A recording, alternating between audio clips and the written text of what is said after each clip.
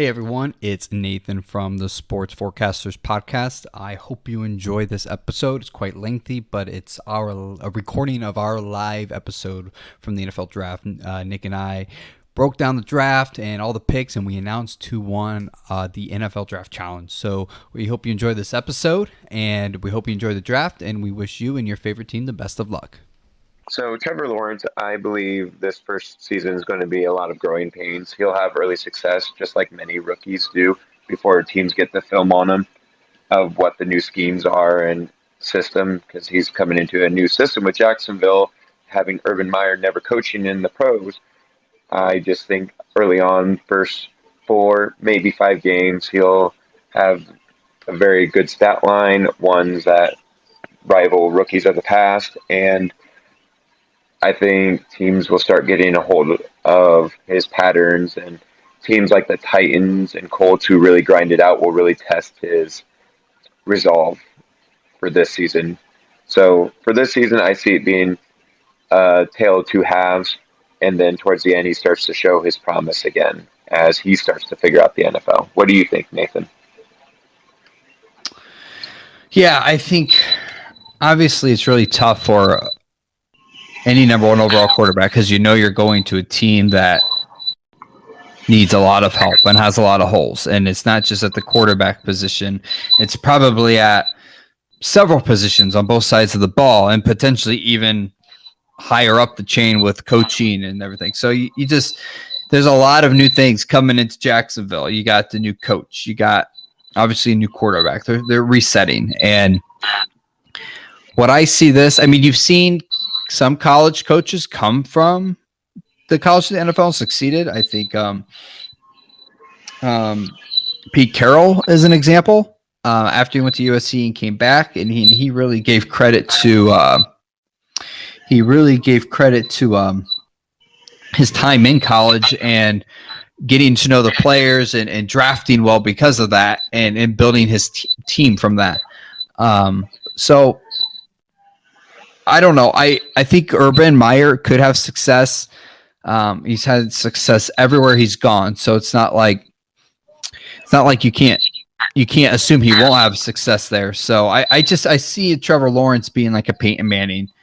First couple years struggling, but never giving up, maybe making some mistakes, but that's part of the growing pains as you refer to. But after a couple of years of showing that he's legit, maybe Jacksonville starts to become a place where some free agents want to come and play with him, and then they end up kind of building that. Maybe Urban Meyer drafts well and gets a lot of young talent, and then it's not like they're in a division that's full of crazy. You got Ryan Tannehill, you got right now Deshaun Watson, who knows what his future's looking like, and you got Carson Wentz. So it's not like you're going up against Patrick Mahomes for the next 10 years. It's not like you're going up against a Russell Wilson or even a Josh Allen for the next 10 years. So he's got the potential to make this team a contender, in my opinion. And I could see him winning 1 or 2 rings. That's what I see him as, probably his max, like a Peyton Manning-like player. His low, it's Jacksonville. And I think that would be the biggest hiccup for him is just like maybe Urban Meyer isn't quite ready for the NFL. Maybe Jacksonville is always rumored to get transferred or move. Not a lot of people like to play there, so maybe free agents don't come. So I think with those 2 things in mind, it's going to be really, really difficult for him to succeed in the NFL. Also, Nick, if you have your volume of your TV up, because I think maybe that's causing some of the feedback. I don't know if you can maybe turn that down. That might help. But anyway, so that's kind of what I see Trevor Lawrence doing. And I initially reminded the audience on the scoring system here. And so if you get the player and the team, player right in the spot, like the draft order and the team, you get 5 points. If you get both of those right, you get 5 points. If you get either one of those right, you get 3 points. And if you're 1 away from the slot, you get 2. If you're 2 away from the slot, you get 1. So that's how it works. We've got 2 submissions, AJ and Greg, so we're excited about that. So they're just really, really digesting this, and I think Jacksonville's going to take all 10 minutes of this. So, do you have any other words about Jacksonville? Well, I liked what Rob said about the bus narrative in Jacksonville.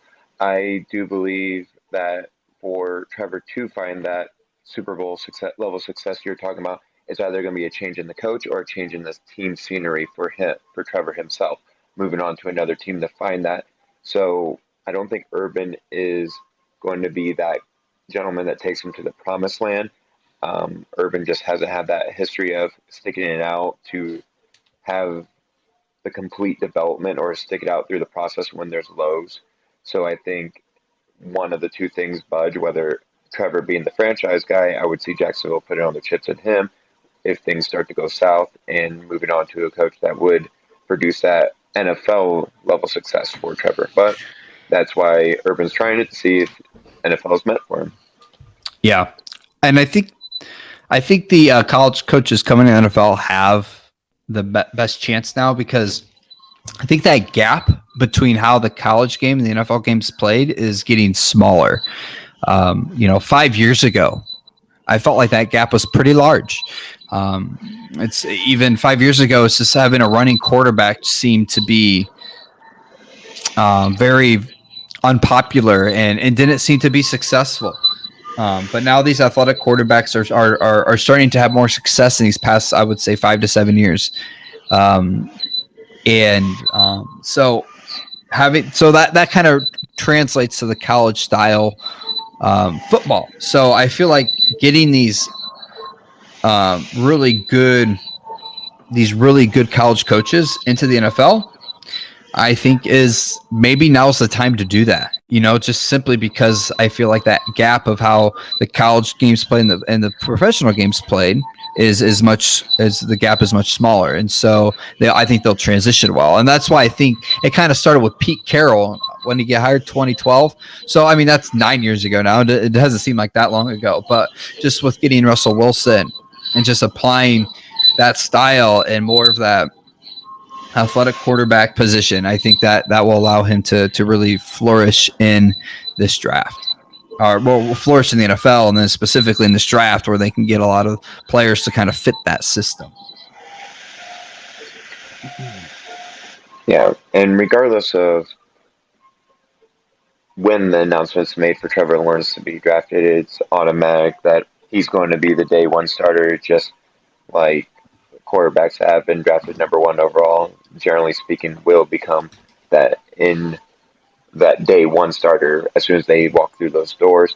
And with this being more of a typical year in terms of off-season workouts and being able to meet together, hopefully that's enough time for him to really hone in on the playbook, be able to work with his receivers, his line, and really get a hold of that system. So, I mean, those are items that are going to be huge for this year, where last year's rookies, I felt like, were really behind an 8 ball because of their inability to meet together and develop that rapport with each other before the regular season began. Yeah. So the Jaguar pick is in. I'm watching the ESPN coverage, and they were comparing him to Peyton Manning. I guess he's from Tennessee. He was born a really young kid around the time where when Peyton was playing there in Tennessee. So anyways, it's an interesting comparison there that I had there, and the fact that he was born there and in Tennessee and grew up Tennessee fan, and that comparison with Peyton Manning. He's a generational player like Peyton Manning, and but also, what's really neat about this? This is in Cleveland, Ohio. Obviously, we're both in Ohio, so it's just neat to have it in Ohio here. And looks like Roger Goodell got his chair out here from last year. So here comes the pick, as we all assume. I don't know, Nick, how are you watching it with me? I am watching it. I'm actually watching it on NFL Network. However, I didn't go with the ESPN option this year. Have they picked it yet? Or I don't. I'm curious on the delay. It's official. Trevor Lawrence has been drafted, and they're showing him at his house or wherever they have their draft party. Looks like you're about 3 seconds ahead of me, so you might have to announce it for us. Will do. Got to make up for showing up late. Nah, you're fine. Trevor Lawrence, Jacksonville. So, I mean, like I said before, I think the AFC South is really up for grabs. I think Tennessee is trending the wrong way, right? I think they had their peak a couple years ago when they went to the AFC Championship game, but I think they're trending the wrong way, and we'll see how they draft. And I mean, it's not like Tennessee's a huge free agent market. The Texans, like, they don't have any draft picks for like the next 5 years. They've given them all up, and they may not have a quarterback. Well, I mean, they might as well trade Deshaun Watson just simply to get draft picks back because they don't have any. And he doesn't want to be there, so why keep a quarterback that doesn't want to be there, not have future draft picks?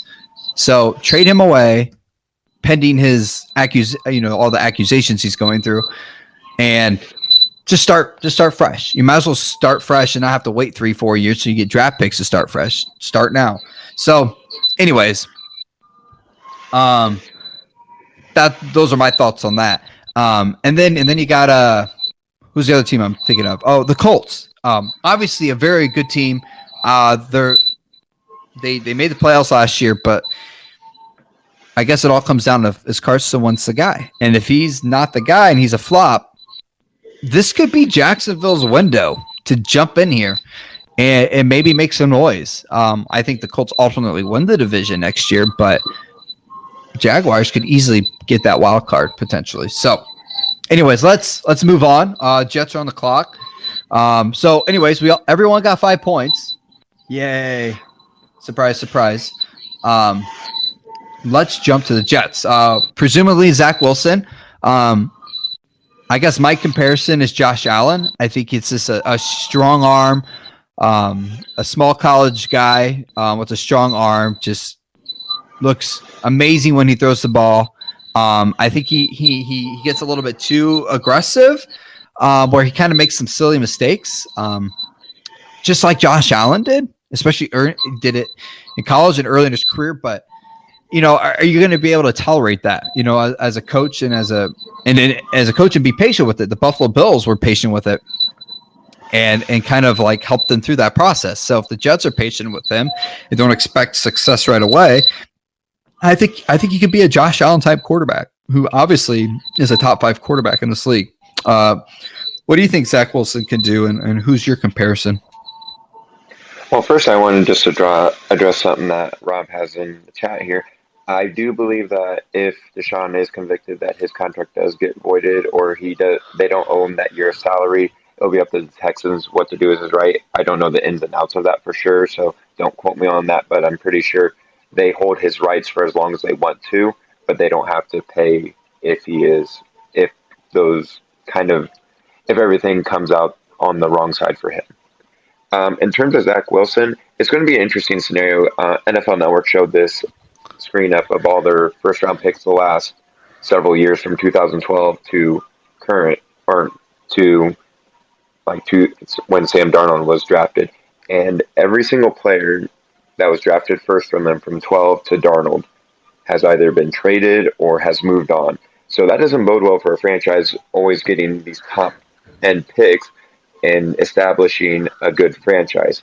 So hopefully Zach Wilson will be that answer and that beacon for players to start to buy into the New York Jets. And hopefully with their new coach, the defensive coordinator from the 49ers, this can establish that franchise to be a more stabilized version of what everyone keeps hoping for, so that they can breed success and become a competitive team in the AFC East. So for Zach Wilson, he's really has a lot more on his shoulders than Trevor Lawrence, in my opinion, just because of the franchise he's playing for. The Jets, with their lineage and having Joe Namath, you've had named quarterbacks, maybe not huge names, but Joe Namath being the last big name. Zach Wilson, unfortunately, has big shoes to fill to try to bring this franchise back on the right track. Yeah, there's a lot more patience in Jacksonville than New York, and so that pressure's there. But you just never know what's going to happen, right? their coach, Robert Saleh, I believe, I don't know how to pronounce his last name, but the defense coordinator of San Francisco. He's never been an NFL head coach. You don't know how's he going to do, right? And it's a gamble. You don't know, and so it could be a flop, or he could be the next best head coach that this league has ever seen. And you just don't know. And Zach Wilson is just, it's kind of sucks being in his position, because it's like, if he was on another team, his career could be completely different, right? If Saleh's not the guy and the Jets organizations just can't get turned around, he's just going to waste years, just probably like Sam Darnold did. And I mean, we'll find out if Sam Darnold thrives in Carolina, then you're kind of like looking in New York and like Zach Wilson, you're like, Sam Darnold, look how good he's doing. He's going to want out, because it's like, I don't want to waste 4, 5, 6 years here. So it'd just be interesting to see. And obviously, I'm going to root for the kid. You don't ever want to see anyone, fail. But I guess this is the guy to me that I have the least confidence in, just because he's getting drafted to an organization that just hasn't seen any success in a decade, more or less. And so they just keep trying with at quarterback. So we'll see how it goes. I see the pick is in. We assume it's going to be Zach Wilson here. I love the dude. I wish him the best, but AFC East is not the best team or the best division. Obviously, Buffalo's great, but I think the Dolphins and Patriots are. I mean, I feel like the Dolphins are a quarterback away from being a really good team. Patriots look like they might be rebuilding, so I think either of those teams could be really, really good, though. So I think it could be a long road for whoever the Jets pick, and we presume it's going to be Zach Wilson. And it is. It's Zach Wilson out of BYU. So, right now we're 5 points and 5 points, man. We got a perfect score going. I hope for a perfect score, but I doubt it will happen, just because that's the nature of the beast in the NFL draft. It's like picking the one seed in the first round. It's like guarantees. Yeah. And with them being talked about for so long and everyone clamoring towards them, it just seemed like a foregone conclusion for these two.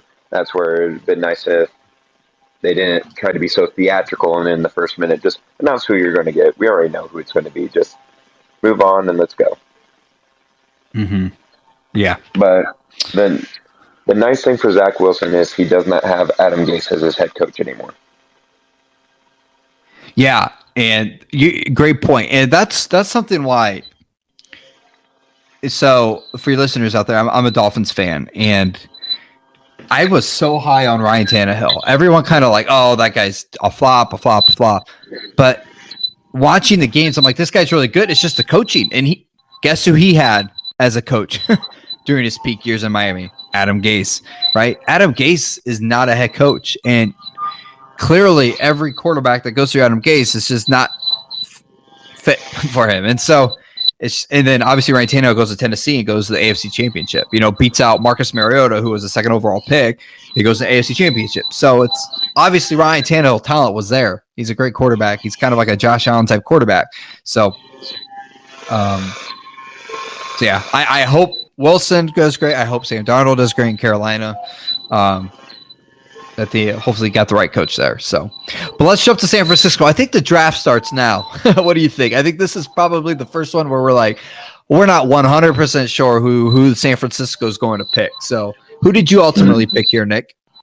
I ultimately went with Mac Jones. I didn't change my mind since we published the podcast.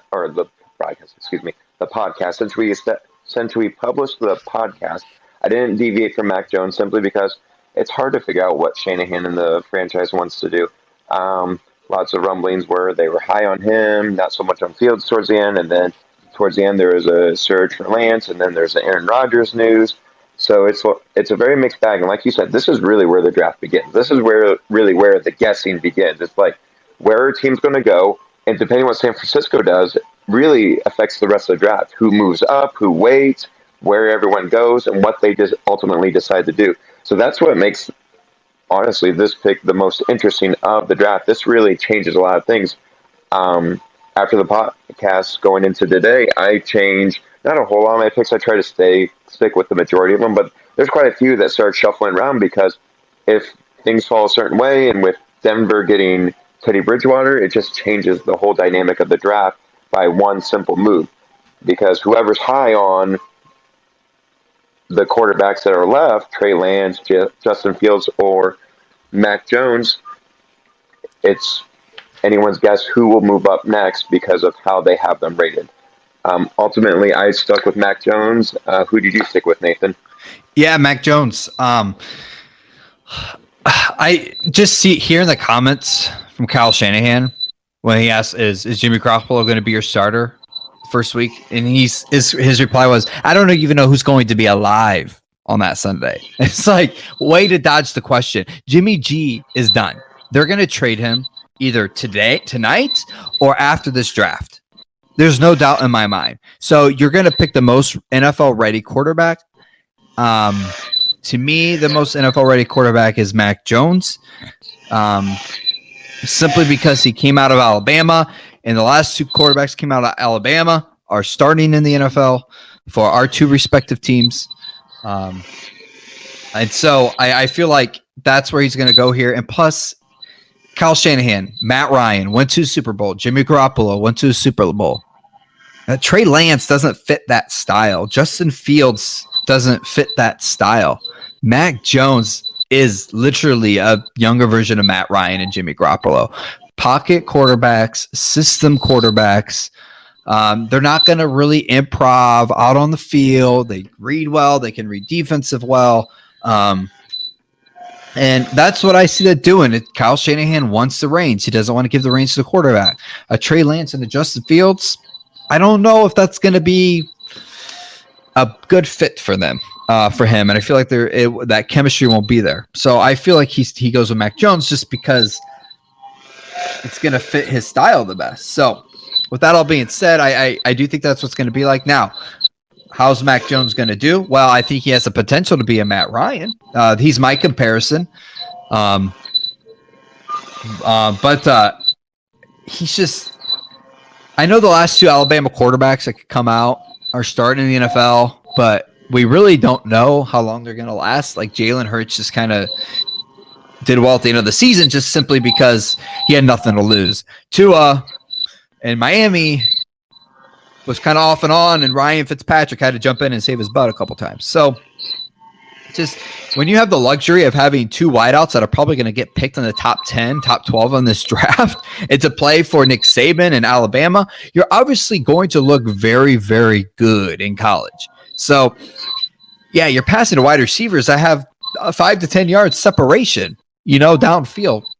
Like, I could potentially hit those targets.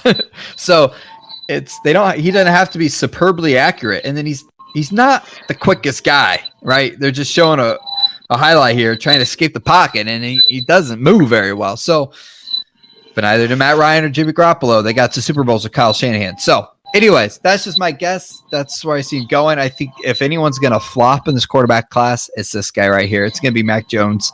What has him, I guess, given the benefit of the doubt, is he's going to a team that I feel like has a ton of talent on it. And so we'll see how it plays out.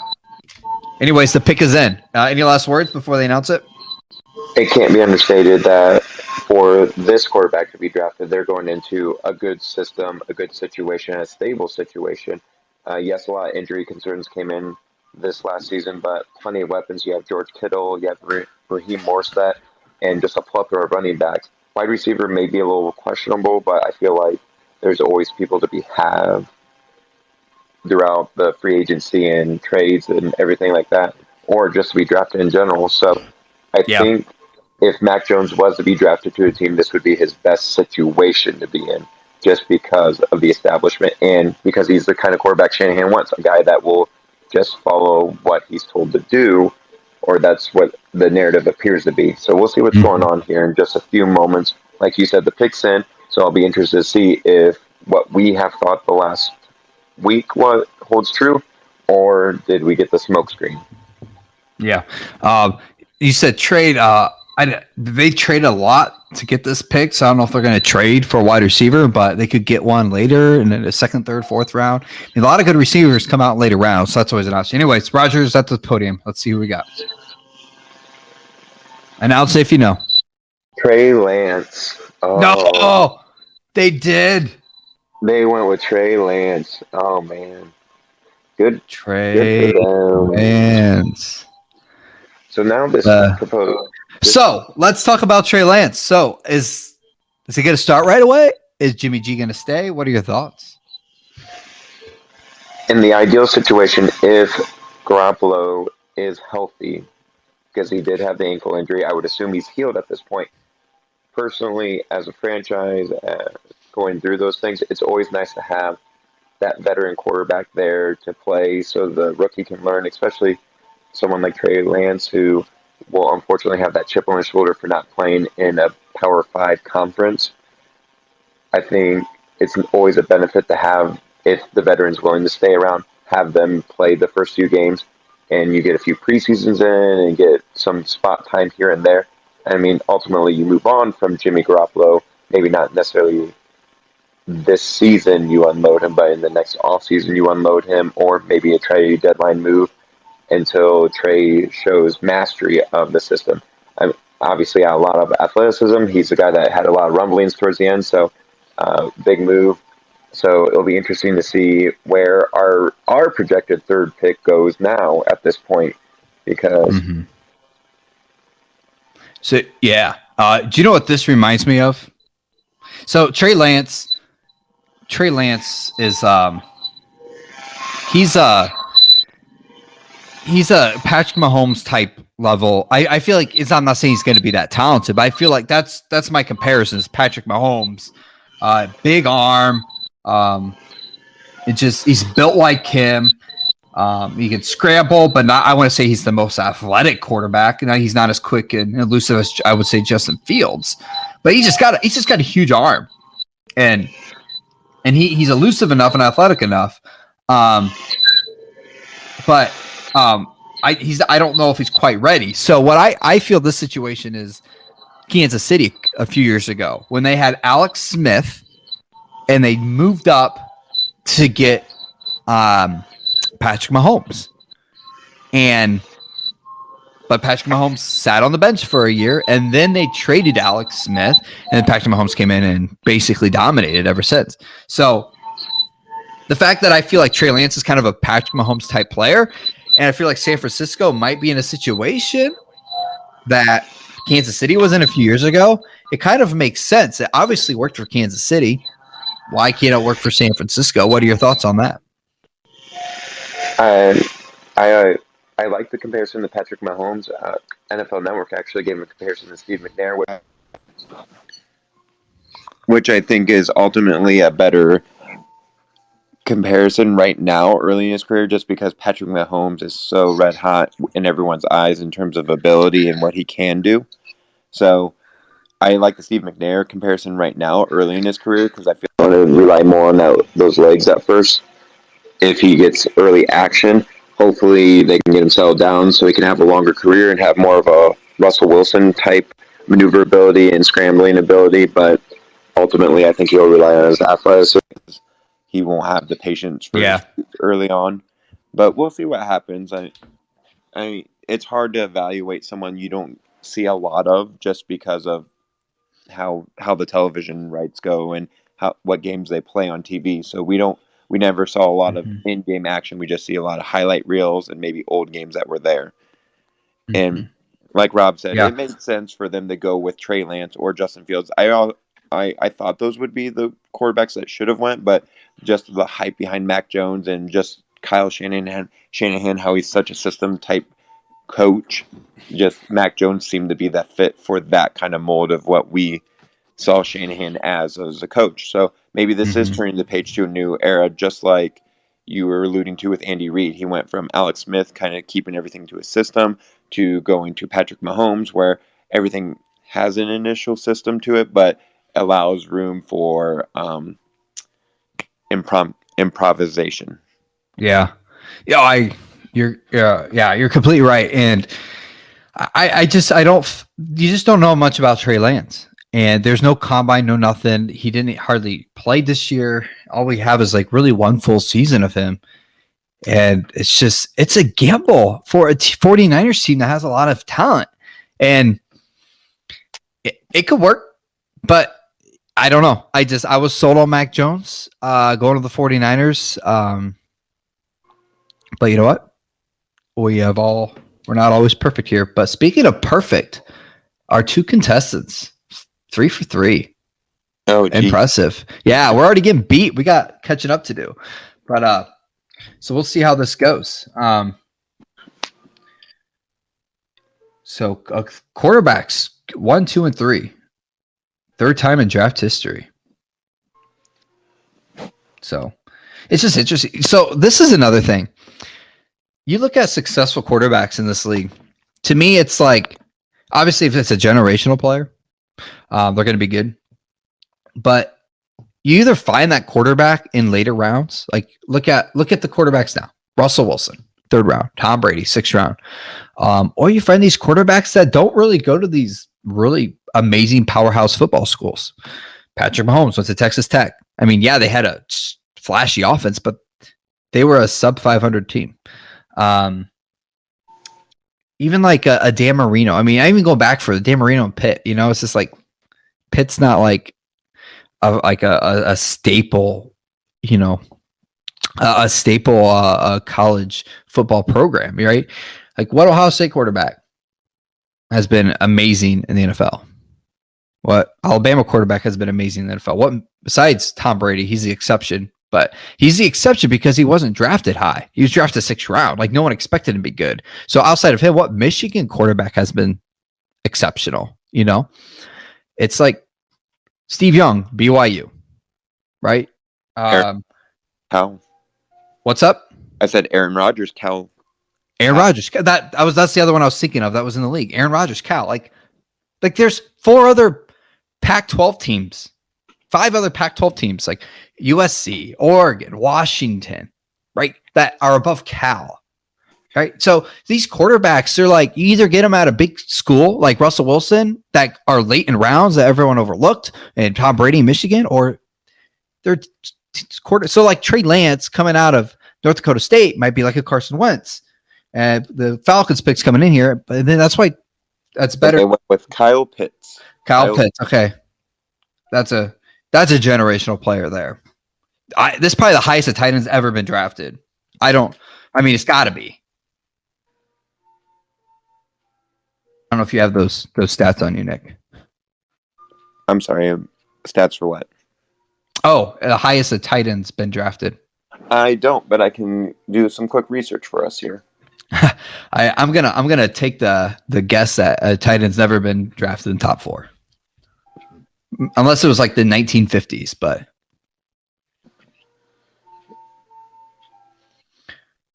oh man, AJ and Greg, 4 for 4, doing great. So, I think this is perfect for them. They don't need to move off Matt Ryan. He was drafted in 2008. He's been in the league for 13 years. He's got a few years left on him. Play it out. Don't draft the 4th best quarterback in this draft class and hope that he's the apparent heir of Matt Ryan, right? Like Mac Jones and Justin Fields aren't going to be there. You know, more likely than not, they're not going to succeed in the NFL just based off of statistics, right? The 4th and 5th quarterbacks off the board typically aren't going to be have a successful career. So here you pick the guy that's a sure thing. You pick Kyle Pitts, who's a generational player at tight end.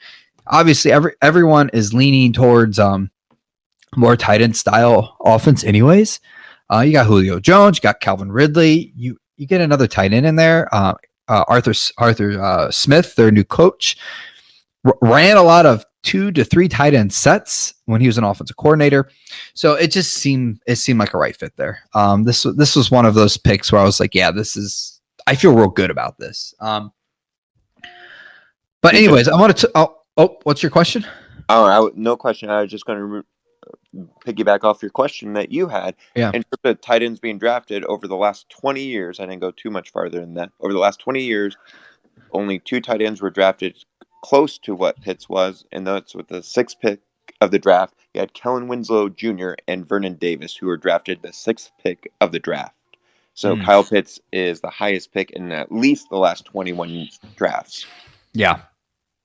Yeah, like I said, I feel like maybe in the 50s or 60s, a tight end could have been picked or something. But in the modern history, I would say in the game of football, definitely the highest. So, yeah, and like you said, just having more weapons for Matt Ryan, he still has plenty in the tank. And what we said in our podcast earlier, as the Falcons, when you have Matt Ryan, do you really want to settle for the 4th best quarterback in this draft based on everyone's draft boards? Yeah. Yeah, there's no way. That's a waste of pick. Yeah, they were thinking about trading down, I've heard, but the price was never right. Like Kyle Pitts, he's gonna be legit, and you stick with him. I think what he does though is gives Julio Jones, which they may trade, to be honest, if the price is right. But if they don't trade Julio Jones, it's just, I know Matt Ryan getting it to ball Julio Jones has always been a struggle, at least as of late. Having a strong tight end presence, especially going up the middle of the field, or just doing an out route to maybe bring the safeties down to keep them, make sure they're, they're not cheating up top to cover Julio Jones. Just have that threat there where it's going to force that defense to like respect that tight end, either going up the middle or doing a flat route. And they'll have to adjust, which may give Julio Jones a one-on-one opportunity going deep or doing a post route, right? Which I see that being more of the benefit to Atlanta is just being able to get the ball to your star receiver more. And then, but if they don't change and they keep double teaming him, then Kyle Pitts is going to get the ball all day because he's so fast for a tight end. He's just going to get guarded by a bunch of linebackers if they don't bring safety or quarterback help on him, right? There's linebacker, and there's no way linebackers going to be able to guard him. But if they bring some safety help, you got Julio Jones and Ridley one-on-one with their corners. And Julio's pretty tall. Corners aren't so tall. I mean, Julio's going to win that battle every day. So this is a great pick. I like this. I mean, the Falcons aren't far from going to the Super Bowl. If they got this coach right, they could sneak in a wild card. Tampa Bay is going to win this division. There's no doubt. But New Orleans, they're probably going to take a turn south, right? They're going to have Jameis Winston or a tight end as their quarterback. And Carolina, I'm not sold on them yet. Falcons, they got talent. They got the coach right. They definitely got the pick right. I think they may do well. So, any last thoughts there? It looks like the Bengals pick is in, but we're at a commercial on my end. Yeah, Rob wasn't too happy about that. Rob's on our chat here and hoping they go with Jamar Chase. We both think they're going to go Jamar Chase, keep that LSU connection going because I'm sure Joe Burrow's been politicking for it and clamoring for it, and the Bengals want to keep Joe happy. They want to keep him in Cincinnati. So I do think Jamar Chase is where they end up going, but we'll see what happens there. Like Nathan said, I think offensively the Falcons are there. It's the defense that I worry about. Last season they had a big problem with keeping leads and keeping teams from coming back from down 28 points. So that I don't think they addressed that as well. But the later rounds, Falcons may have some moves that help bolster that defense, and there may be some diamonds in the rough there or injuries that happen that some players were just kind of forgotten about. Yeah, you're right. Oh, sorry for interrupting. Go ahead. Oh, I was just going to say, and also you don't know who opted out because of COVID on the Atlanta side. I don't think very many did, or no name that was very well-known, marquee, I should say. Yeah. It's, gosh, what was I going to say? Oh, when you blow leads, that's not defensive fault. That's not offensive fault. That's coaching fault to me. And which is why I think the Chargers could be a legit team next year. If they just won their games that they lost by 7 points or less, they're a 12-4 team or 13-3 team, I think. So that's just coaching, right? You just change coaching, you're winning those games, not losing those games. I think Falcons they blew so many leads last year, so many leads. So I think a coaching change changes that more than a couple defensive draft picks. I think their defense is good enough. They could bolster it a little bit, but it's not like it's in pieces. So, anyways, sorry, Rob, about your Cincinnati. But I don't know. You're right. I think the media has been kind of wondering if they're going to take swell here, but yeah, they're going to get Jamar Chase. And my draft board, I have 3 young quarterbacks getting 3 wide receivers that they played with in college. I think that is so important. You know, people think, oh, these young quarterbacks need offensive line. They do. Don't get me wrong. But I feel like how the game is played, especially since the college and the NFL game is so close now, the best thing you can do for a quarterback that's in a new place, a completely new place, with completely new coaching staff, figuring out life as a 20-year-old, 21-year-old, and, you know, it's hard on top of playing in the NFL. Give him something that he's familiar with. Give him something that he's comfortable with. Give him something that just gives him that like relief of like, I know you. We did so well together. And that itself will just give that quarterback confidence and like, okay, I can do this because they know they have some familiarity there. Like I got Jamar Chase here, you know, it's just like, I know him. We broke records together in college. And just having that gives him that confidence. I feel like, you know, going above and beyond, but I don't trust Cincinnati per se. So we'll see here. The selection is Jamar Chase for Cincinnati. Yeah, good. Rob said that's never happened really in NFL for a top receiver and a top quarterback team up long term. Yeah, you're right. It hasn't. But I think because the games have been played so differently for so long and that it's just the opportunity, obviously it's hard to come by. But I feel like how they just in the last 5 to 10 years, that the talent, the wide receiver and quarterback position, you're able to do this now because these teams that draft a quarterback, they're not really good right away and they get a top pick the following year and they can get that receiver maybe that they played with. And so I think this is perfect. And I suspect this is going to happen with Dolphins and the Eagles. I think Dolphins are going to get Waddle. And I think the Eagles are going to get Smith, team up with former Bama wide receivers. Just these 2 young quarterbacks, they need that familiarity. They need that. Just it gives them that confidence that they need. All right. What are your thoughts here? I think had this happened 10 years ago where Jamar Chase opted out of the season, I think he would have been behind a huge hurdle that he needed to overcome. But because of all the training and everything available to the players, especially with this COVID-19 era, where I'm sure him and his agent had things worked out to where he had training and everything like that, there may be some football rust to take off at the beginning of training camp. But I think overall, him looking at LSU season, him sitting out that year was the best for his pro career for him to do. I'm not a fan of players sitting out, but in his case, LSU was pretty abysmal last season. So for him to sit out and save himself for the NFL and hopefully have that great career and that productive career with his number one guy, Joe Burrow, hopefully both of them can get on the same page early, like you said, get the system down, and hopefully Joe Burrow comes back fully healthy to get him the ball. That can't be understated either of what is ahead for these two to hopefully make NFL history. Yeah. They can get an offensive lineman later. Like this to me was, you have to do this. You have to. And I think Dolphins have to get Waddle here. Like there was room they're going to trade out of this. The pick is in. They put it in right away. They knew who they're going to get. It's got to be. I mean, it could be Smith. Like I'm not going to. It could be Devontae Smith, but they're going to get a Bama wide receiver here. I mean, do you disagree with that? I don't disagree with that. I think the Dolphins trying to build that rapport. They want Tua to succeed. When they didn't pursue Fitzpatrick too much or sign another quarterback, they were saying we're going to commit to Tua.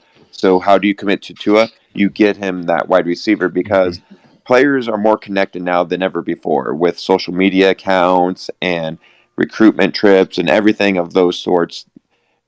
They're more connected with each other now, and they have those bonds where they want that familiarity. They want their group together. They want the band together. So I think Dolphins do go with a Bama receiver. I projected Waddle to be ahead of Smith, and so we'll see what ends up ultimately coming of that pick. But I know you had alluded to you thought the Dolphins might have traded out. Ultimately, why did the Dolphins decide not to trade out, in your opinion? I think because they don't want to. Well, probably the price was never right. I don't know. It's rumors. Maybe they weren't even going to trade out, but I thought maybe they'd go down to 9 because I know why I ultimately decided this. I thought maybe they'd jump down to 9 and let Broncos trade up to maybe get a quarterback. But once I saw Broncos traded for Teddy Bridgewater, I'm like, well, the Broncos aren't going to trade up now. So I ultimately said, well, the Dolphins are going to stay in the spot because, like, at the end of the day, I felt like, wait, they're going to get quarterback. And then I don't think a bunch of quarterbacks are going to get drafted. Right? So I think Mac Jones and Justin Fields are going to fall here a little bit. And you're going to see a bunch of wide receivers come off the board. You may see some offensive linemen come off the board. So, it's just like, just sit there, you're not going to get, if someone's not going to get a quarterback, they're not going to give you a high offer, right? It's like, oh, we're going to trade up to get a wide receiver. Oh, we're going to trade up to get an offensive lineman. Well, they're not going to trade as much as they would if they're going to get a quarterback, in my opinion. So, anyway, I think Smith could be a super talented player. I think he could be like a Deshaun Jackson, but he's like I think he could be like a Swift Army knife for any offense, and like a slot receiver or a runner. You could do a lot of cool stuff. I feel like with someone like Smith. I think Waddle is just more of an NFL ready quarterback, and I feel like I feel like the potential and the ceiling of Waddle and maybe not be as high, but that doesn't mean Smith will hit his potential or high, and Waddle may always be better. But Waddle and Smith are both short receivers. They're not awfully tall. Dolphins have 2 receivers 6'3" or taller. So I think the Dolphins need a shorter guy, kind of quick, good route runner, slot guy. Waddle and Smith does both of that. So I don't know. It seems like Bama quarterbacks really love Smith. I looked at his stats the past 2 years. Smith has just dominated the reception yards. Waddle didn't, Judy didn't, Ruggs didn't, but Smith did. So I don't know the reason behind that, but maybe he just gets really good separation or just the college style, and he's able to just get the ball more just because he's quick and elusive. But I feel like one big kick by a 250-pound linebacker, boom, that guy's going to snap in half. Yeah, Rob, I would say Tyreek Hill. I don't know the official stat, but he's definitely under 6 foot. I do know Tyreek Hill's that. I would have to. But he's built. He's built. Like, that guy is strong. Smith is 160. Tyreek's probably 210. 5'10", 185 pounds, Tyreek Hill. Well, and that's all right. Wikipedia. So Dolphin pick, what is it? It is Waddle. They went with Waddle. Good pick. I was going to say, I'm okay. Dolphins fan, I'm sure. Yeah. So anyways. He's like, Waddle. Yeah. For the Hill comparison, Tyreek Hill's just freaky fast. I don't know if Hill's the best comparison there, but maybe I hope he's like a Tyreek Hill. That'd be great. Hill's just an animal. He's a machine. It's just, he's short. He doesn't really have great hands, but he's so fast and he's so strong, and he gets that separation. So let's see here. How do we got? All right. So I got Waddle. Did you pick Waddle? I did pick Waddle. I went with Waddle. Okay. I was saying that during the podcast too. I didn't move from that one. Yeah. Or I had Chase, and when I moved Chase, then I moved Waddle up to the Dolphins. I ultimately had the Dolphins going with a wide receiver because I believe they need to get to weapons, get them some guys that are explosive, that can get separation, get open quick. So this is where the pick is in for the Lions. Gosh. So I had projected a trade here. They're comparing him to Tyreek. Yeah, you're right. Anyways, I had Washington trading up to get Trey Lance here. I'm sorry. I was just going to say I never felt like Washington was going to make that jump. But go ahead. I'm sorry. this is like picking those upsets in the March Madness bracket. There's going to be things you just didn't expect. And this was the thing I wanted to do. It's just like, and this is what was my reasoning. Ryan Fitzpatrick's not the future, but he's clearly shown he's so good with young quarterbacks. So if I was Washington, I'm like, get that franchise quarterback, put him under the wing of Ryan Fitzpatrick. And what people are saying, the most unready quarterback is Trey Lance. So it's like, have Trey Lance sit for a year or two, basically being what Kansas City was, right? Just be under a guy for a year or two and then come in and start. Ryan Fitzpatrick has clearly shown that's what he's good at that. And so, anyways, that's why I decided to make that jump. Obviously there was no rumors about it, but whatever. I did it anyways, just because sometimes those things happen out of the blue. And I wanted to predict that, but clearly I'm wrong. It was probably going to cost me this competition, but it was still fun. Yeah. So yeah, it happens. And I will say something you alluded to with the Lions. I feel like from the Lions on, trades are on. Like, once Miami did not make a move when this draft started, I didn't think there was going to be a move, and it's easy to say that now that it hasn't happened. But I felt like from the 7th pick on, there was going to be that maneuvering for those that want the Justin Fields or the Mac Jones. Although Mac Jones, I feel like at this point will fall way farther than what we thought. He may be the one that goes towards the bottom of the first round, but we'll see what happens here. Obviously, we'll have to strap in to see that.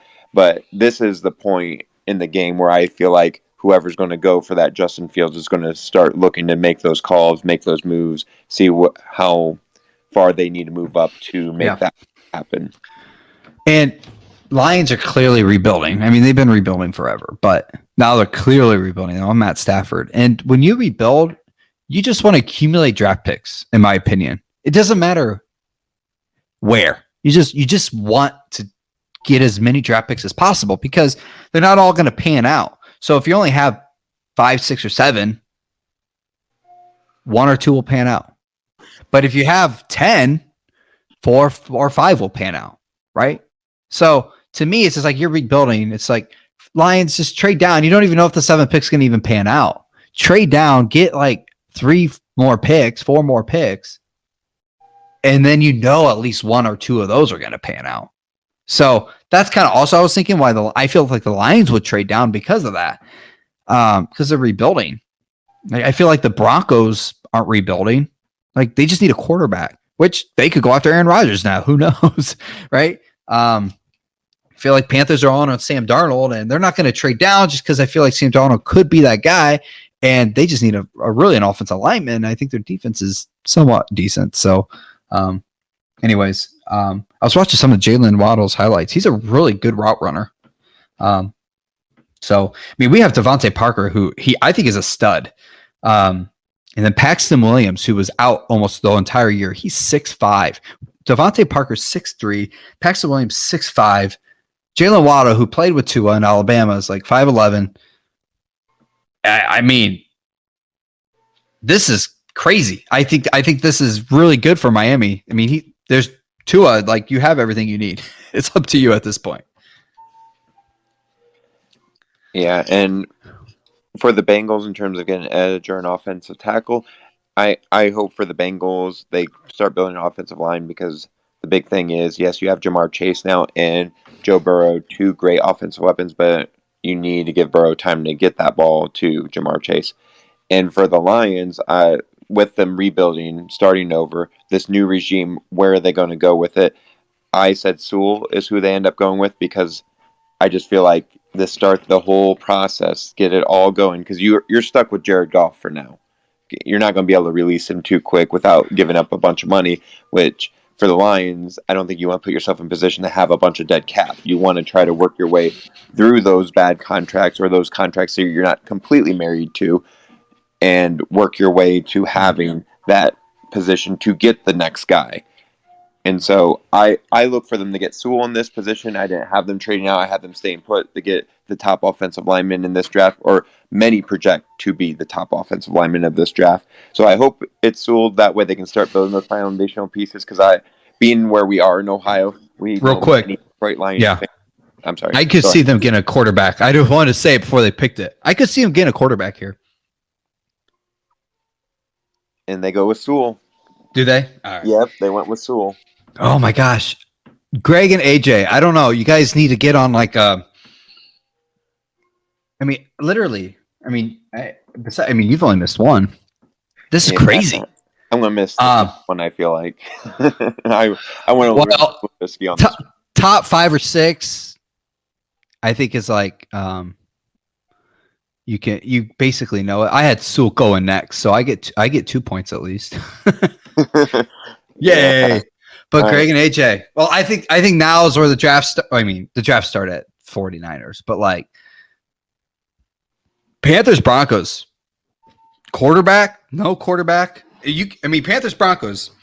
You got 2 quarterbacks sitting there. What do you do? If you're Carolina, you feel the call. You made the move to take Darnold. I think you take the call, like you were saying with Detroit. They go in with that similar scenario. They take the call from New England or whoever wants to move up to take one of those 2, Fields or Mac Jones.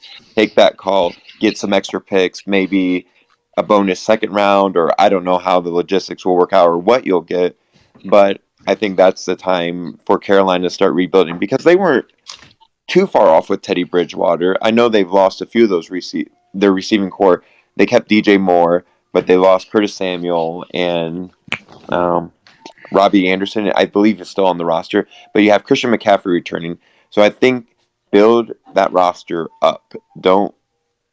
And I'm mostly saying it so I can be right, but I think them listening to those calls would be their best move because they're in a similar position as Detroit. They're really rebuilding and trying to get that move to be that contender in their division.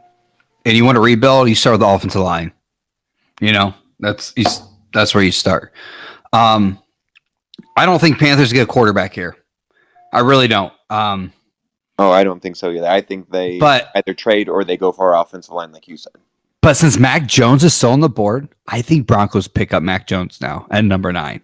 So I think Panthers, they're going to get, I think they can go corner. I think they could get Surtain or JC Horn, or they're going to get Slater out of Northwestern.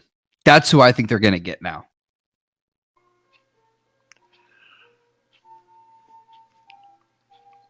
I had them getting Sewell, but whatever.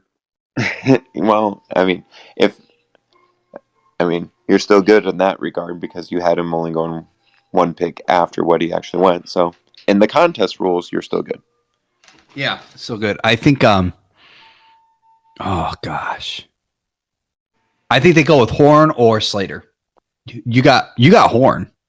Or do you? No, that's not you. I do. Oh, you have Fields going here. I have Fields going here in a New England trade, but it looks like time is running slim. So I don't know if that happens. I had them taking a cornerback, but based on them trading with New England, I thought the ones that you mentioned would be the ones, if they stay in the position, they should go for.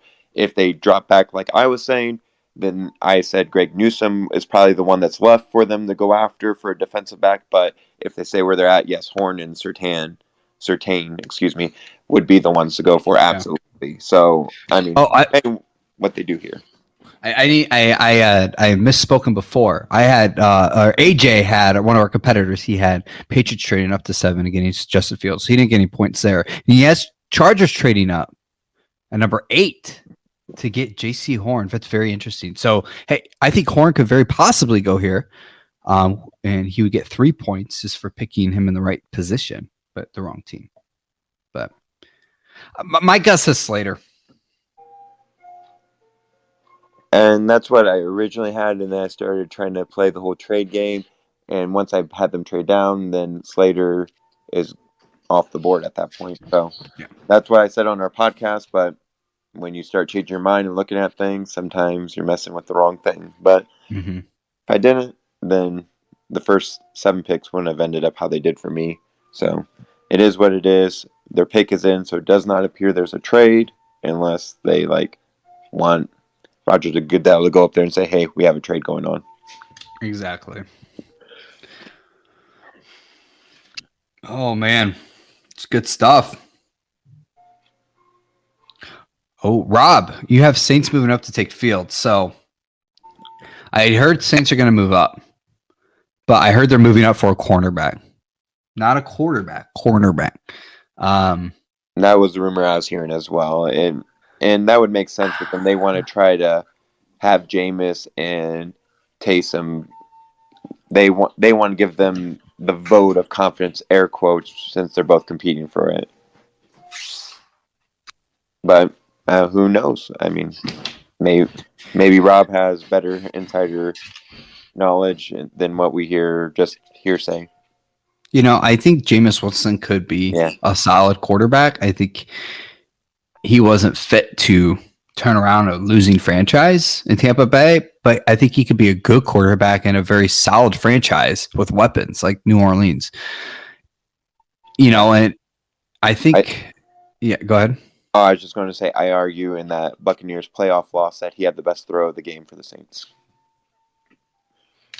on that trick bomb play that they had. So, I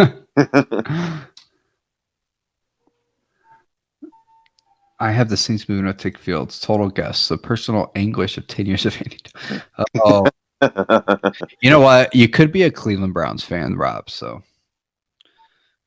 I know things are looking bright for them.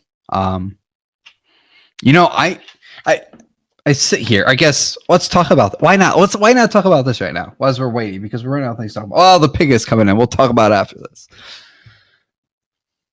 Oh my gosh. He's reading it off. I'm muted at this point on my side. JC Horn, you got it, Nathan. JC Horn. Greg. McCullough. You are on fire. So. I'm one pick off, so I got some points on that. I had Saints getting Horn. I had Horn going here. And I changed my mind. I'm so mad. All right. So, Nick, did you get any points? I'm sorry. I got to look at yours. Yeah. You had him going next. So you get 2 points, right? Yeah. All right. Greg McCullough right now. He obviously has some insider information. Trey Lance, Kyle Pitts, Jamar Chase, Jalen Waddle, Penei Sewell, JC Horn. I mean, Greg, if you're listening, just we'll send you the invite as soon as possible. You can be on our show next week. I don't know. You can't lose. I mean, you've got 2, 3, 4, 5. I mean, you got the first 8 picks spot on. That's amazing. And then AJ, I think, what did he do here? He picked Horn, but he had him going to the Chargers. Ooh. So he gets 3 points. He gets 3. That's respectable. Yeah. Okay. I want to talk about this. Why did all of a sudden JC Horn surpass Patrick Surtain II? JC Horn, what I heard about him is he's a good run stopper as well as he has good coverage skills, where Surtain is more of the outside coverage. He's strong in the outside coverage skill set. So that was the blurbs I kept hearing about, was JC's versatility in run support and coverage, where Surtain was more in the coverage aspect is where he was stronger. Yeah. But So one thing I always look at is this, like, is there a top prospect nearby a college? And so the fact that he went to South Carolina, that's why I was thinking maybe Carolina would pick JC Horn because they needed a cornerback. They needed one bad. And I wonder if they would have picked Sewell here if he was available. But they decided to go with Horn because they need both of those super bad. And that's probably what they had. We're like, all right, we had Sewell, we had Horn. If one of them's picked, we'll take the other one, kind of thing. And it's just I originally had Horn here, but then I had Sewell dropping to them. So whatever. It is what it is. yeah. Broncos are on the clock. Okay, go ahead. And Rob brought up a good point.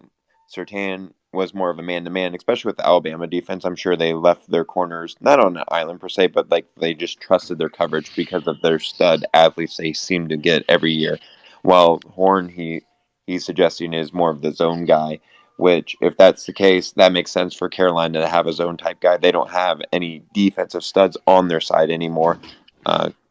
Luke Kuechly retired a few years ago. So for Carolina, they're really trying to find that defensive identity. They have a bunch of guys, which isn't a bad thing. They just have a bunch of guys with no real marquee names. So his own defense, if that's Horn's strong suit, would make complete sense for him to be in that situation. Yeah, exactly.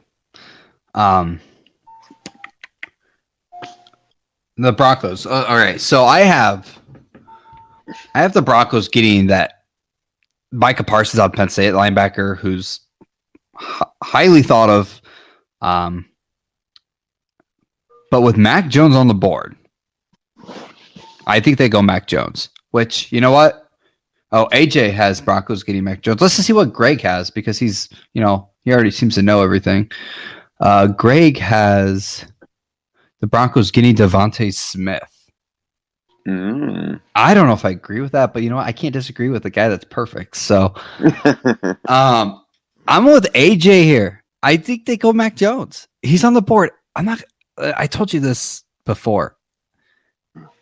I look at the quarterbacks that go through Denver, right? Since Peyton Manning, they've all been non-athletic pocket passers, right? And so Justin Fields doesn't fit Denver to me. Mac Jones does. Kind of like, I mean, it's the same reason what I said about San Francisco and why I thought they would go Mac Jones and not Trey Lance, because that's kind of what Kyle Shanahan wants. Looking at the history of Broncos and what they go for, I mean, if Mac Jones was on the board, now I would get him. But I don't know. It'll be interesting. But they got Teddy Bridgewater. They got Drew Lock. So I don't know what to do.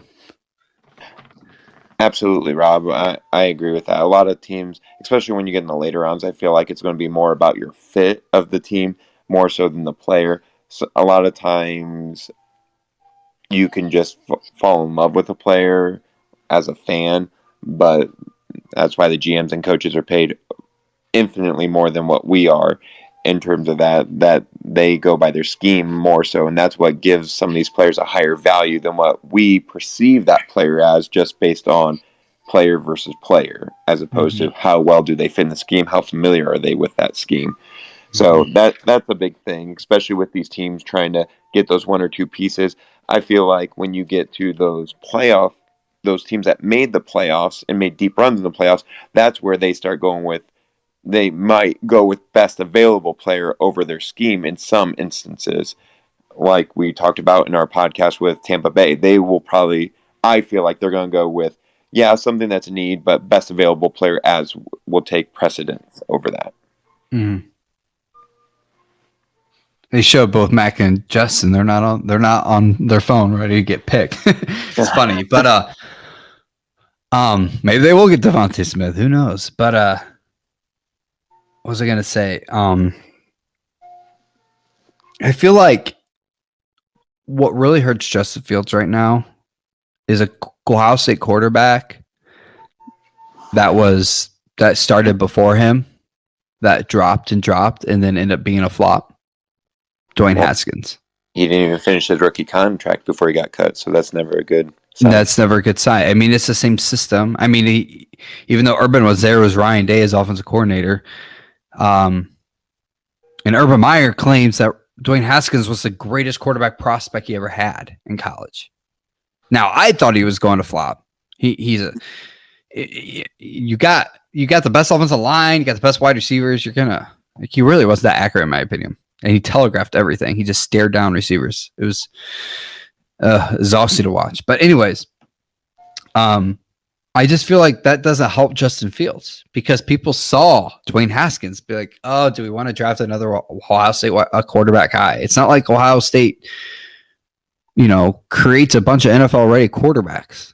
So I think that hurts Justin, in my opinion. And that's why I think he falls. I ultimately have him going to the Chicago Bears, believe it or not. I think the Patriots ultimately get their hands on Jimmy Garoppolo. So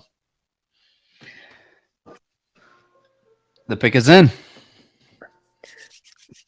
See if Greg's perfect streak can continue. See if they go quarterback. It's so a lot of patience. Yeah, they're walking up the podium right now. Why do they talk to these guys on the chair? And they're supposed to be a super fan, I believe, or Okay. like that's what they were saying with the Jacksonville or special fan of some sort. I'm not sure. My TV's muted, so they went with Patrick Surtain. Patrick, I had him going to pick. man, Oh well. I had Patrick Surtain going next at least. No, did I? Yes, we did. I did. So we both get 2 points. There goes the perfect streak, but well in the lead. He has Did almost victory. they need a quarterback? I believe they do. They no longer have Chris Harris. Oh gosh, I can't think of his name now. Aqib Talib. He left the team many moons ago. So I believe their secondary just kind of had holes, and a lot of mock draft boards I've looked at have had something defensive going it after the trade yesterday. So the fact that they went with a defensive back isn't completely surprising, but there was talk about Parsons, like you were saying. So Broncos are just, I feel like, trying to shore up the corners because John Elway always wants to produce that competitive team. And I'm sure last season just grinded at him so badly with the quarterback production he did get. It'll be interesting to see what the Cowboys do at this point. No crap. It's just we've all 4 of us, me, you, and our 2 competitors, all had Surtain going next pick.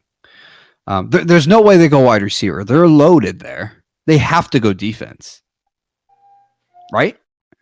One would think I could see them. They could go offensive line. They could go Slater. They could go Slater. Yeah, that's what I was just about to say. Yeah, I could see them going offensive line simply because Travis Frederick retired last year. Or was that this year? I can't remember now. But Travis Frederick retired.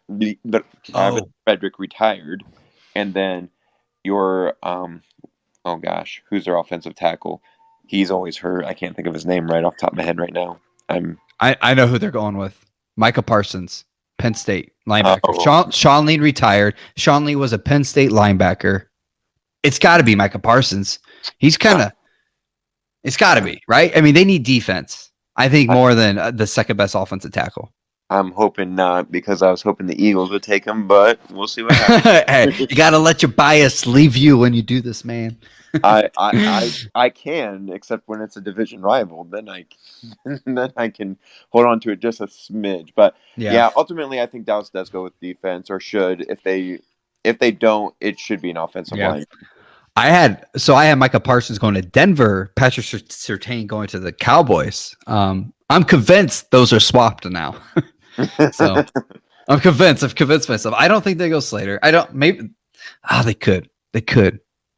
But the only reason is because he broke his ankle last year. So I can guarantee you, though, Dallas, Giants, and Philadelphia will not swap with one another. So we can safely say if there was a trade, it would not be any of those 3 trading with one another. Yeah. Oh, no. Absolutely not. Well, the Saints didn't get into the top 10. Not at the moment. I had them trading up to 11, though. I had them going Giants, chain with Giants.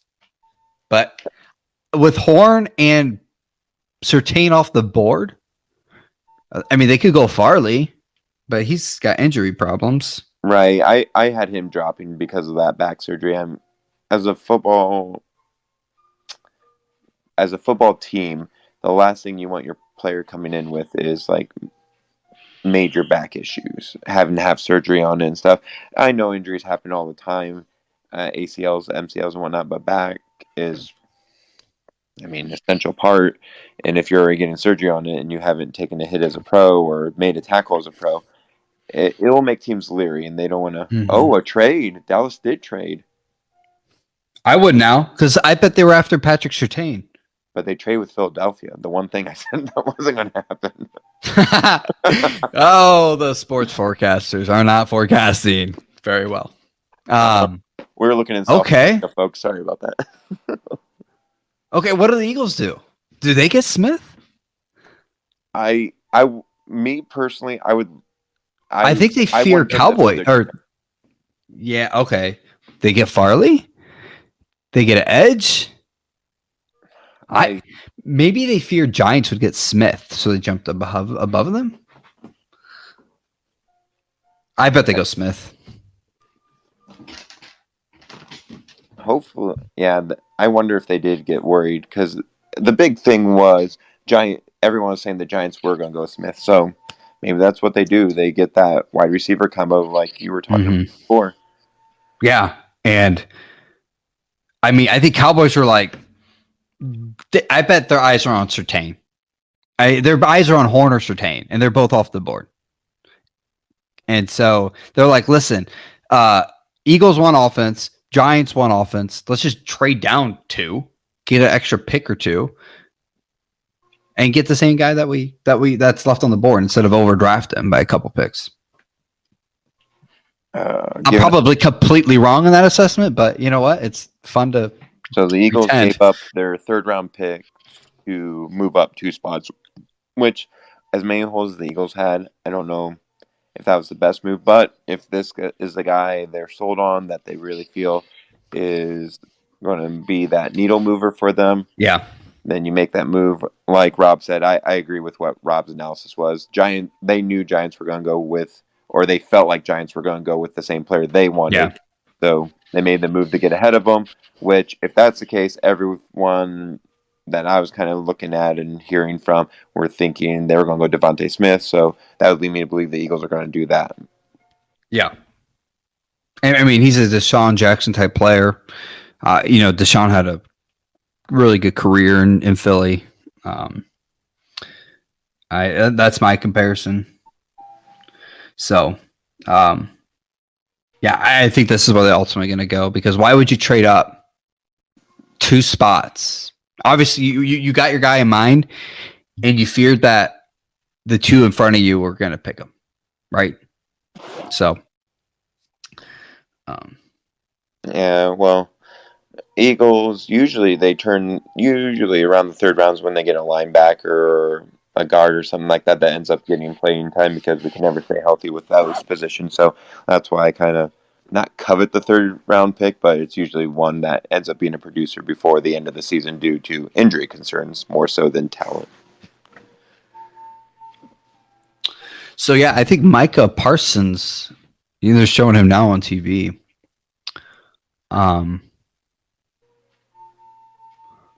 I guess Giants are next. I mean, I have Saints jump up. If Saints decide to still jump up, I feel like a Micah Parsons would be good there for them. If not, I think Micah Parsons drops the Cowboys at 12 now.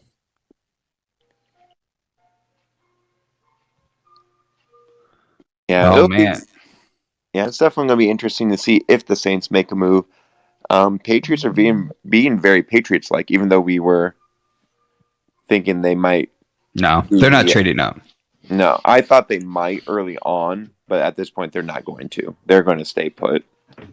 I've in the back of my mind, I'm like, they're going to take a quarterback. If a quarterback falls to them, they may take him. If not, they're like, San Francisco, what do you want for Jimmy G? Like, they love Jimmy G. No one's going to trade for Jimmy G than New England. They're probably going to give him the best offer. I feel like that's where New England's going to go at quarterback. Why take the 5th best quarterback off the board? When you got the guy that you drafted that was going to be the replacement for Tom Brady, obviously not wanted in San Francisco. It makes sense to me.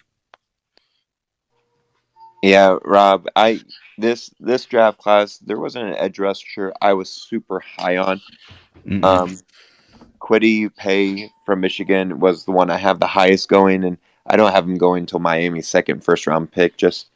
It's just none of them do seem elite. Like you said, it's just many of them, it seems like injuries were a concern. Phillips from Miami, he seemed to be one that has a good ceiling, but always seems to be on the mend, never seems to be on the field, which your best ability is availability. Yeah.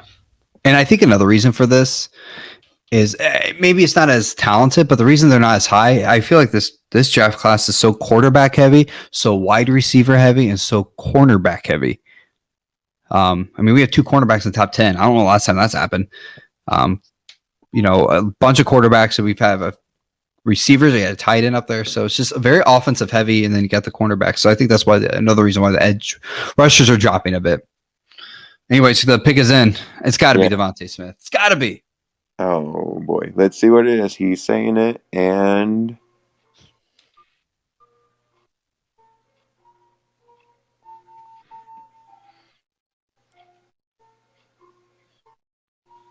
Devontae Smith. Yep, you nailed it, Nathan. Devontae Smith.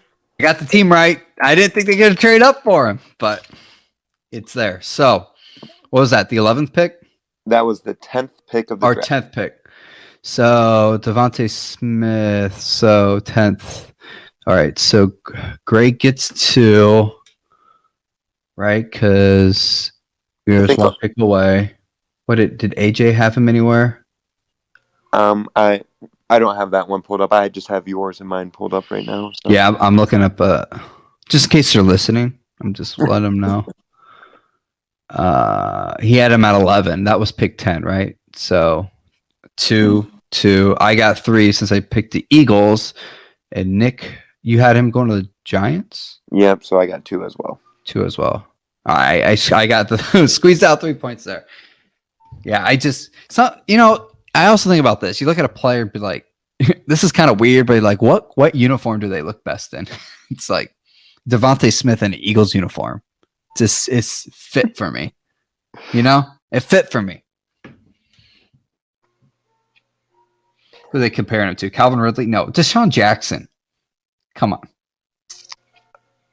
His route tree, him and Rager, I feel like are very similar receivers. Speed, I don't know what the times were, but just watching the route tree they're showing for the highlights for him, it seems very similar to what Jalen Rager does. A lot of wheel routes, a lot of slants or rolling routes inside.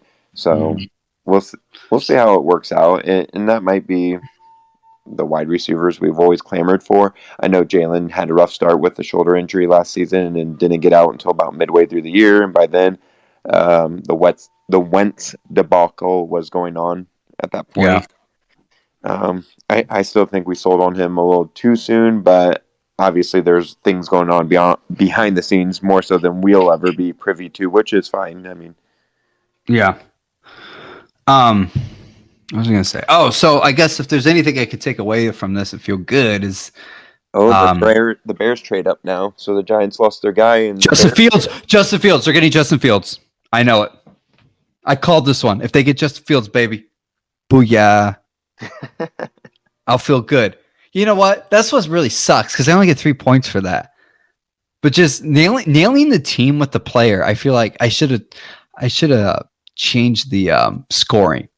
Nailing the team with the player should have been way more of a higher value, But whatever. It is what it is. What was I going to say before I got distracted by that? The one thing I can walk away from this, unless Fields goes to Chicago, is that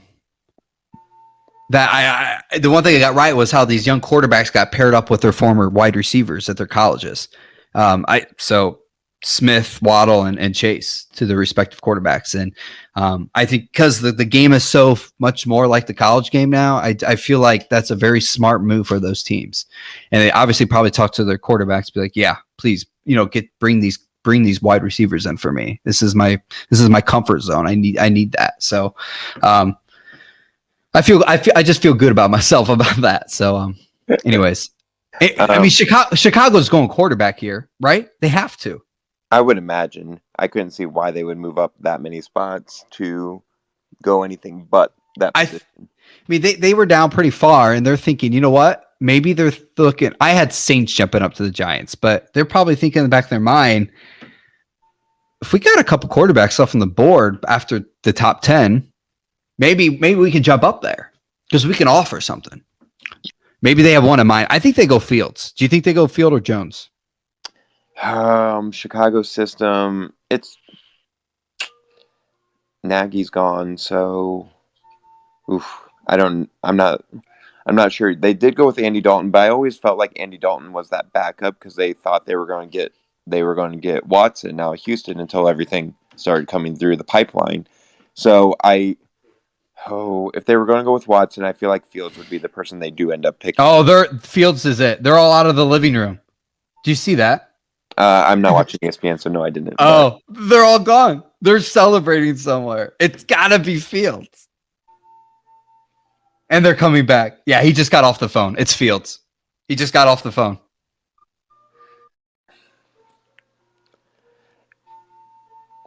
Justin Fields. I'm gonna put it in. It says the pick is in. They're all coming back to the living room. He just moved the phone from his ear and put it on the table. If it's not Fields, man, I'm gonna be broken. That was like my late scratch. I had him drop into 20 to the Bears. Man, last two mocks I've done, I've had New England taking him, but looks like it was not meant to be. No, they're not. They're not getting Fields. They're not trading up, man. That's not what they do. They trade down. They don't trade up. In my initial mock, I never had them trading up. I had Fields going down to them. Yeah. It's just not the Belichick way. I've lived the Patriots too long in my life. What does Rob say? Dalton loses again. Oh, come on. You were just making fun of him for making your life miserable for 14 years. He's a good man. He's a backup quarterback, though. You got to go with Fields. So, I mean, I'm just going to mark it in. I'm going to put the numbers in. So where did you have Fields going? I'm not 7 for that. Yeah. No points. I don't think anyone is. Greg didn't. AJ had him at 7, so no one else got it. So, oh my gosh, I got to see what the total is because we have one more pick, right? Yes, one more pick for the contest. Yes. Yeah, for that contest, we have our own for all 32. Oh yeah, Greg's gonna win. He's already got 44 points. I have 35. You have 36. AJ has 37. So I can get. Well, see, I can only get 3 here. No, I can't even get 3 because I don't have Cowboys picking here, and I already have Surtain. But what I could get if because Smith's already taken, so I can't get 3 points there. I can't get Surtain because he's not going to go to the Cowboys. So the best I can do is Cowboys. They go with Slater or Parsons, right? I would think they would go with Parsons at this point, but we'll see what happens. Did they pick Fields? He's talking right now, saying a lot. They're doing some promotional thing. Yeah. Oh, they're talking about pandemic efforts, so he's reading off about what the NFL is doing and stuff. Again, no closed captioning. My TV's muted, so I don't have too much feedback going on. So mine as well. So, congrats, Greg, if you're listening.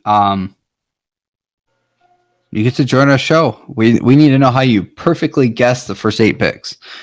That's pretty impressive. When did he submit his? Yesterday. I would be impressive as before that Bridgewater trade.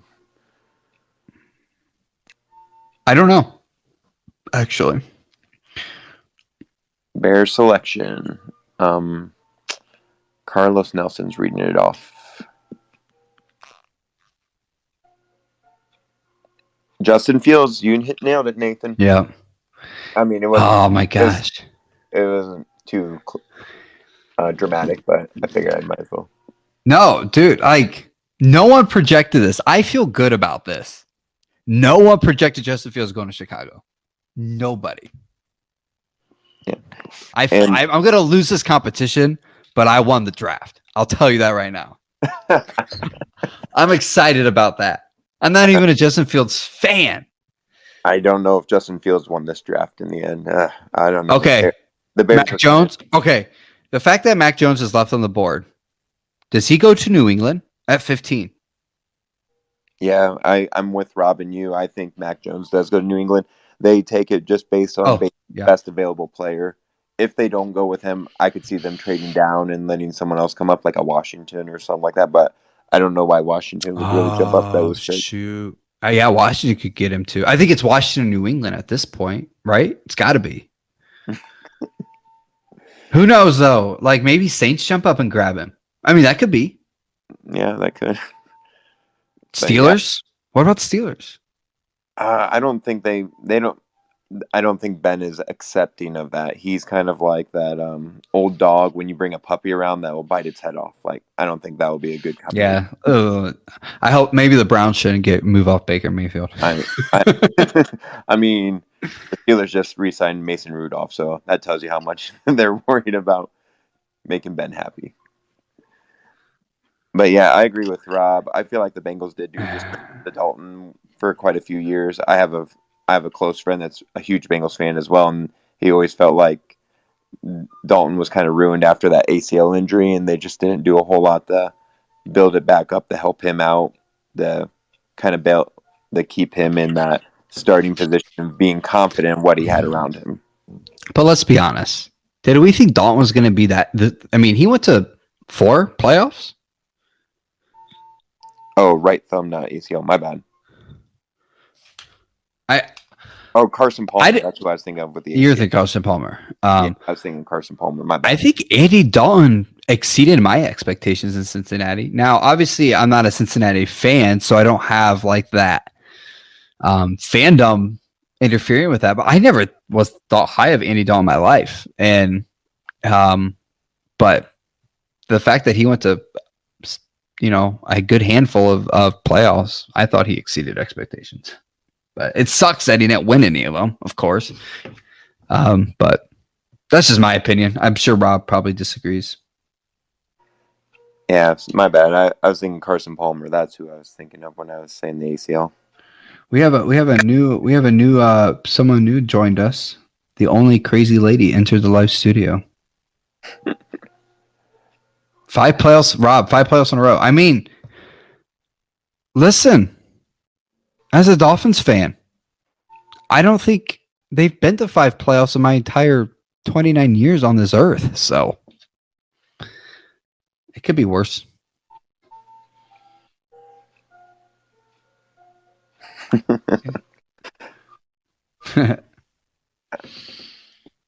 I cannot complain as an Eagles fan in my lifetime of the success they had in my time on this earth, so I will not comment. Yeah. The pick is in for Dallas, so I think they go Micah Parsons. I'm hoping so I can get some points here. If they don't, I don't get Slater, any. So. I hope. Well, if they go Slater, I get 2. It doesn't matter for me. But I think they go Micah Parsons. I'm looking at you and I at this point. I've already accepted I lost the other one. If so, Greg will get another 2 points if they pick Micah Parsons. He's just rubbing it in at this point. That's okay. Victory laps are always fun when you're the winner. That's right. Slater, AJ will get 5. He picked Slater. Oh, he only get 3 though because he had the Eagles picking him. Yeah, I think Parsons in the end, but offensive tackle wouldn't surprise me in this position, Rob. I definitely think one of those 2 positions need to be addressed. I feel like Dallas has more of a need on the defensive side, but I wouldn't be shocked if they decided to go offensive line. Like Nathan said before, some of these offensive linemen didn't have higher draft grades than a lot of the players that have went before them. Yeah. So them trading back just makes sense to get more value from their pick. I think Michael Parsons here's a steal. I think he's dropped way lower than what he should have. They have to go defense. Look at this. 473 points allowed, most in franchise history. 158 rushing yards allowed per game, 31st. 5 yards per rush allowed, 30th. Linebacker. That's what you get. Got to fill. They clog up them holes in the rushing game. Yeah, Michael Parsons. Not feeling Michael Parsons. Yeah, not to speak ill of the retired, but I would wager to say he'll be on the field more than Sean Lee was in his career. Just Sean Lee, every time he seemed to come back, he always had another setback or had to use off or something else. You got to replace Sean Lee. You got to. Penn State linebacker. Just it feels so perfect. I'm liking this guy's jacket, or this person's jacket. I guess I assume it's a guy, but I can't tell with the mask. You should get one. I don't think it's in my budget. Looks like I can get a thrift shop. Well, guys, I mean, this is our last pick. We're gonna sign off. It's been fun, man. Yeah, we'll have a little reaction to this and see Sure. what's going.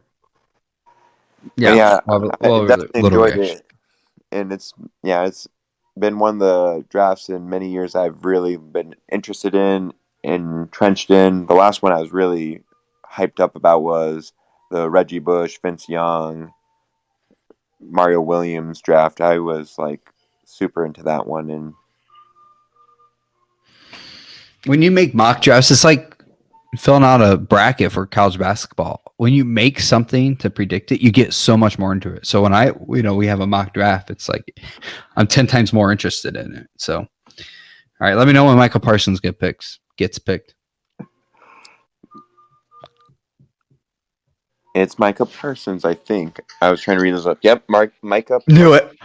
I like this. Man, I like this. We should have this like online or like live betting of like after you kind of see things go. But all right, well, I don't get any points for that, unfortunately. But you get what? 2. 2. I don't get an extra bonus point for having the No, right. you get 3 Nice. because you picked him in the spot. You picked him 12th overall. You know what I mean? Yeah. So you get 3 points for that.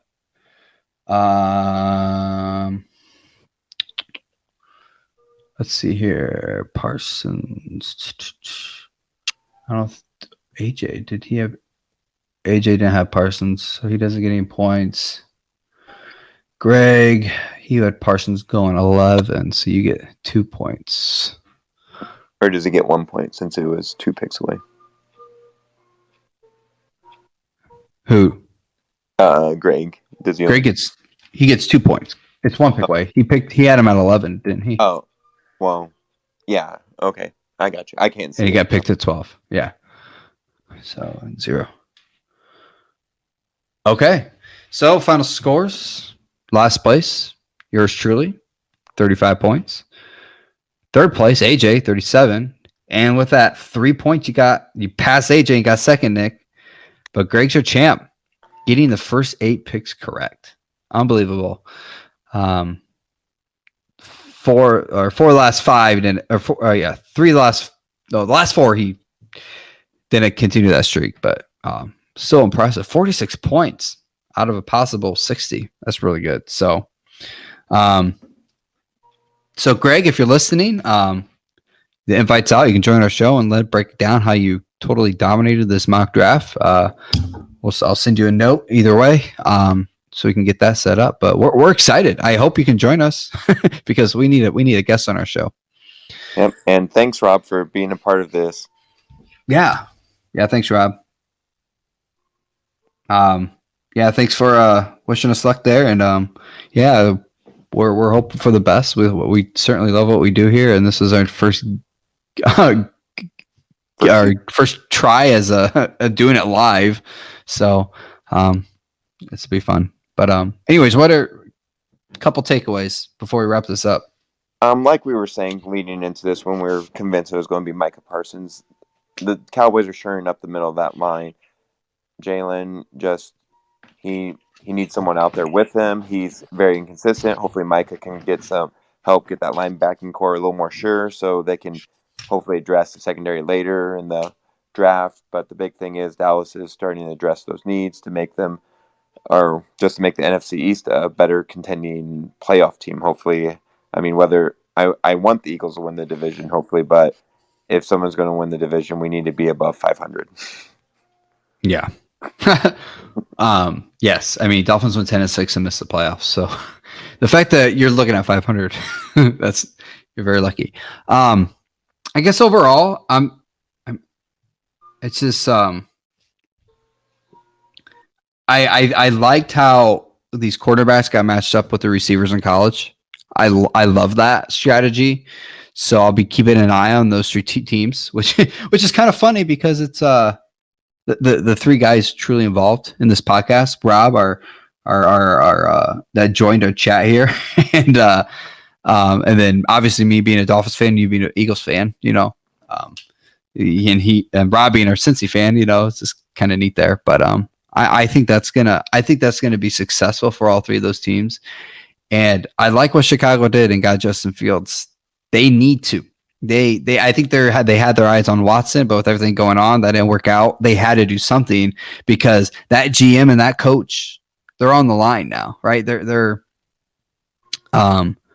career, at least there is on the line if they don't figure this out this year. And I don't think Andy Dalton was going to be the answer there, so they needed to do something. And that's why I ultimately had Fields going to Chicago later in the draft, but that's where I had him going. So I'm really curious now where Mac Jones goes. I think Vikings, or I'm sorry, not Vikings. Sorry, I think Patriots, or I forget the other team. I think Saints is a possibility if they trade up for him. So it's just interesting to see Mac Jones drop, but especially when his two predecessors in Alabama both have starting positions in the NFL. Very good point, Rob. Yeah, if my team traded for him in January and then all this came about, it would be beyond frustrating because the capital you would have given up back at that time would have been enormous in terms of the number of first-round picks had someone truly pulled the trigger. Because, Nathan, do you recall what they were asking for? I feel like it was 4 first-round picks or something along those lines. I don't know what they're asking for. All I heard was like they were committed to Deshaun Watson regardless. So I don't know. I don't think we'd ever really know that stuff, but it's just, yeah, I think I've never been a big Deshaun Watson fan, to be honest with you. I know that's probably an unpopular opinion. I think he's too flashy. He's too careless at times with the ball. He doesn't seem very disciplined at the quarterback position, and that's my own assessment, own opinion. But because I was afraid actually the Dolphins would trade for him. I'm like, don't trade for him. But anyways, but one last question though here before we go, and maybe Rob, maybe you, if you want to jump in here, go for it.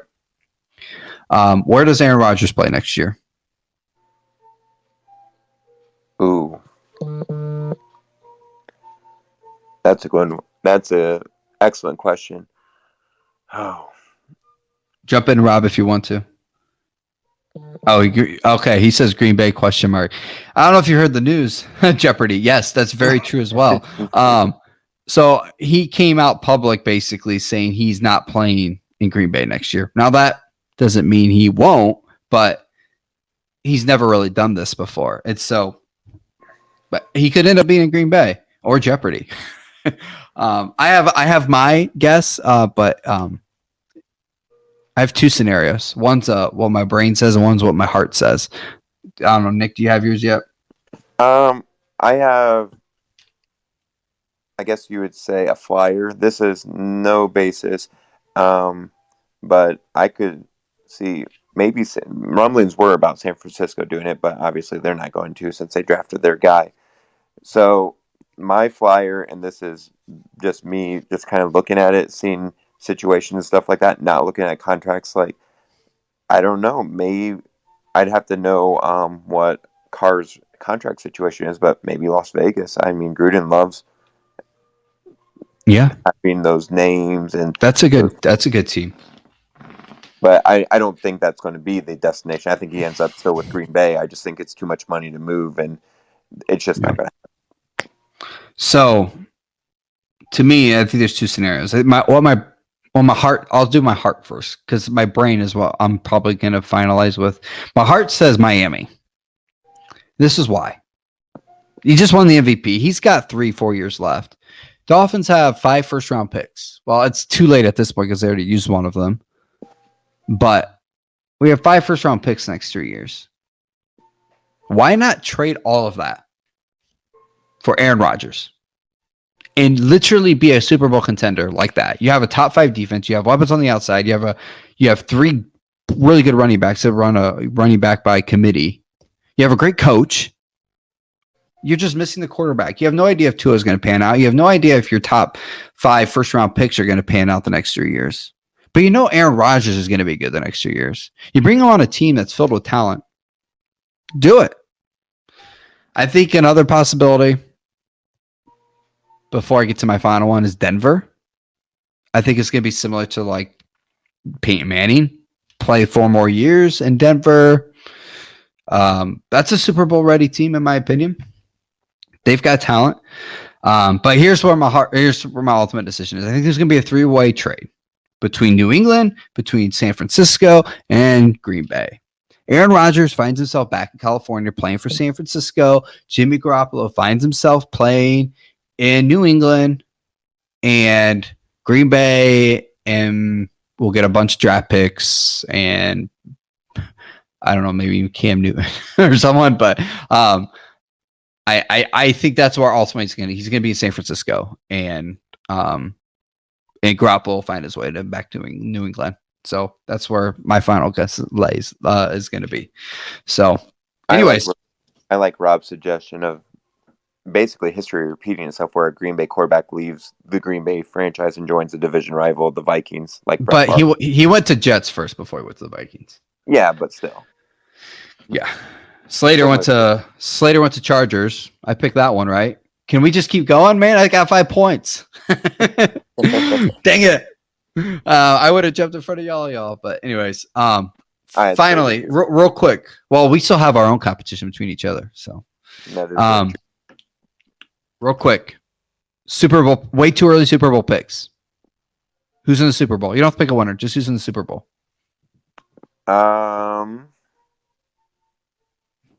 Well, with this Green Bay thing going on, that would have been a team I felt somewhat not confident about, but would have been a team I would have considered. Super Bowl, way too early Super Bowl. I think the Chiefs get back there because they're going to shore up the offensive line with their trade, and I feel like they'll make more moves to kind of build more depth into that offensive line because they learned the hard way they need bodies there. So I think the Chiefs find a way to get it all back in line, and they just find a way to win every time in terms of the AFC side. And then the NFC, I don't want to say Bucks. I just don't want to. Whether they will or won't. I just want to say them. Oh, man. NFC side. Ugh. As he's thinking, if anybody's in the live studio, go ahead and put your chat in who you think's going to be in the Super Bowl next year.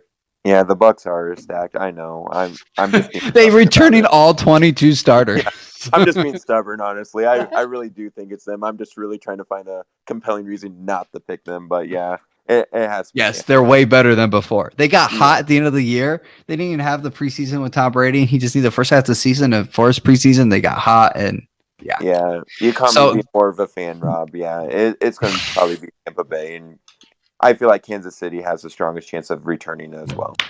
All right. So here are my picks. I got the Bucks. But my AFC team, I can't believe I'm saying this. Cleveland Browns. Way too early. Way too early. Cleveland Browns. Anyways, I think we better leave it at that before I get crucified for that pick. So with that all being said, this was great. Thanks, Nick, for joining. Thanks for all those in the live studio here and who listened live. It was a lot of fun. I just want to say, Nick and I. If Cleveland, I want to say if Cleveland does make the Super Bowl, I'm gonna like hide in a bomb shelter because I feel like Ohio's going to be like I'm going crazy. They hosted the draft this year, so why not go to the Super Bowl? Yeah, so here we go. Anyways, this has been great. This has been fun. That's I know, but thanks, Rob. It's been great. It's been fun. Thank you guys. Thank you, Rob, for being such a great listener and joining in. We really appreciate that. And thanks, Nick. And this will be posted and be a recorded episode as well, so you can come back and listen to our goofiness then. But with that all being said, this is the Sports Forecasters Podcast. Thank you all. Yep. Have a great night, folks.